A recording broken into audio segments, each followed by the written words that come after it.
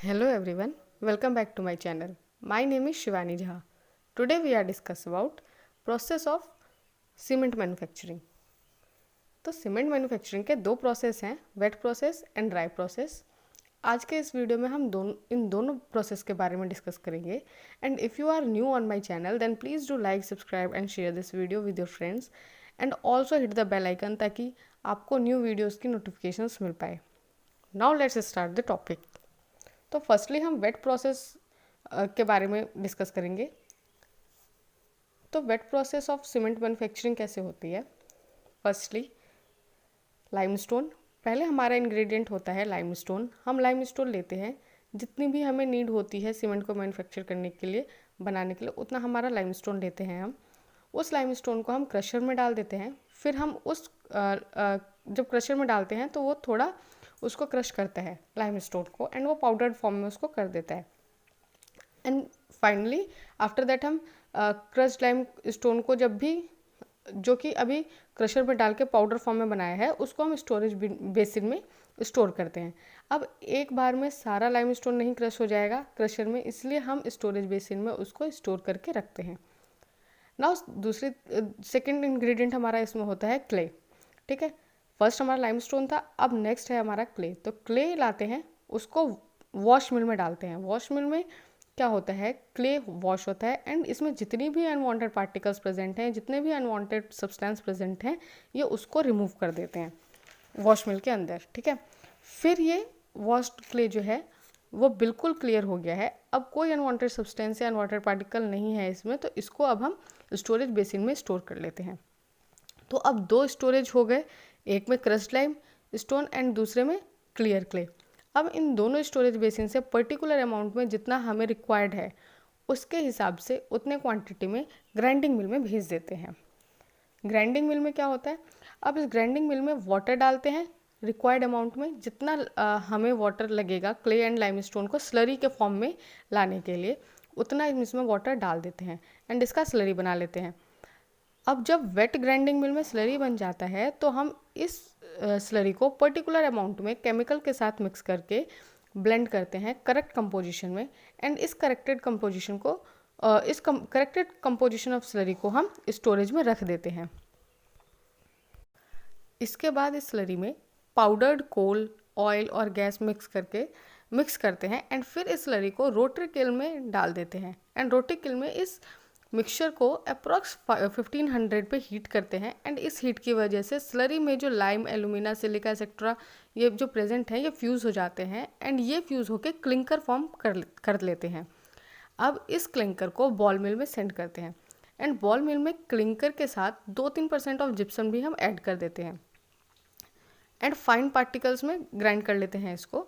ठीक है, तो ये फाइन पार्टिकल में ग्राइंड होने के बाद सीमेंट सॉइल इसको कहते हैं. जब ये एक बार फाइन पार्टिकल में क्लिंकर ग्राइंड हो जाता है तो हम इसको कहते हैं दिस इज सीमेंट सॉइल. ठीक है, अब जब फाइन सीमेंट सॉइल बन जाता है, तब सीमेंट सॉइल को साइलो में स्टोर कर लेते हैं, स्टोर करके रखते हैं एंड वहाँ से पैकिंग प्लान में भेजते हैं.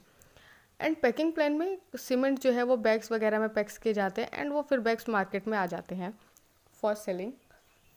तो ये तो हमारी थी वेट प्रोसेस के बारे में, मैन्युफैक्चरिंग प्रोसेस के बारे में पूरी डिटेलिंग कि हम कैसे मैन्युफैक्चर करते हैं, कैसे हमारा सीमेंट बनता है by wet manufacturing of cement. Now we discuss about dry process कैसा होता है हमारा. ये तो हमारा वेट प्रोसेस था. अब dry process of manufacturing of cement देख लेते हैं. सो ड्राई प्रोसेस में क्या होता है, फर्स्टली हम ट्रक्स वगैरह में भर के लाइमस्टोन को फैक्ट्री में लाते हैं. इसके बाद लाइमस्टोन को क्रशर में भेजते हैं. वहाँ जो क्रशर में लाइमस्टोन को अच्छी तरीके से क्रश कर लेते हैं बिल्कुल फाइन पार्टिकल्स में. अब इस फाइन पार्टिकल क्रश्ड लाइमस्टोन को हीप की तरह हम रखते हैं एंड रिक्वायर्ड अमाउंट में यूज़ करते हैं फॉर फर्दर प्रोसेस. नाउ अभी आप स्क्रीन पे देख रहे होंगे कन्वेयर बेल्ट है. इस कन्वेयर बेल्ट में एक बेल्ट लगा होता है एंड यह घूमता है. ठीक है, तो इसमें हम crushed limestone, clay, bauxite, iron ore, ये सब चीज़ें पर्टिकुलर अमाउंट में डालते हैं. इन सारे रॉ मटेरियल्स को जो मिक्सचर है उसको रॉ मिल कहते हैं. ठीक है। ये जो जितने भी हमने अभी लाइमस्टोन, क्ले, बॉक्साइट, आयरन और इन सब के मिक्सचर को हम रॉ मिल कहते हैं। अब इस रॉ मिल के साथ हम कंप्रेस्ड एयर मिक्स करते हैं एंड कंप्रेस्ड एयर मिक्स करने के एक आवर बाद हमें यूनिफॉर्म मिक्सचर मिलता है जो कि एक लिक्विड टाइप होता है, लिक्विड की तरह बिहेव करता है। फिर इसको हम रॉ मिल साइलो में भेजते हैं स्टोर करने के लिए एंड फिर इसमें से रिक्वायर्ड अमाउंट में यूज़ करते हैं फॉर फर्दर स्टेप्स। अब जब रिक्वायरमेंट होगी तब हम इसको 4 स्टेज प्री हीटर में डाल देते हैं, 4 स्टेज प्री हीटर में भेजते हैं। इसमें क्या होता है, इसमें थोड़ा हीट होता है एंड आफ्टर दैट इसको रोटरी किल में भेज देते हैं। अब रोटरी किल में एक पर्टिकुलर टेम्परेचर पे हीट करते हैं एंड हीट होके ये मिक्सचर क्लिंकर में कन्वर्ट हो जाते हैं एंड ये क्लिंकर जो है वो गर्म होता है, इसलिए इसको कूलर में भेज के ठंडा करते हैं। अब इस कूल क्लिंकर को क्लिंकर साइलो में स्टोर करके रखते हैं एंड फिर फर्दर प्रोसेस में आगे भेजते हैं। तो फिर क्लिंकर साइलो को दूसरे कन्वेयर बेल्ट में डालते हैं। अगर हमें नीड होती है तो हम क्लिंकर साइलो को दूसरे कन्वेयर बेल्ट में डालते हैं, जिसमें हम clinker, gypsum and fly ash को रिक्वायर्ड अमाउंट में मिक्स करते हैं एंड इसके बाद इस मिक्सचर को हम रोलर प्रेस में भेजते हैं। तो जो रोलर प्रेस से ये मटेरियल निकलता है उसको बॉल मिल में डालते हैं एंड बॉल मिल में ये बिल्कुल फाइन सीमेंट में कन्वर्ट हो जाता है, बिल्कुल पाउडर्ड फॉर्म जैसा हमें मार्केट में मिलता है सीमेंट का, बिल्कुल फाइन सीमेंट में कन्वर्ट हो जाता है वैसे ही पाउडर्ड फॉर्म में।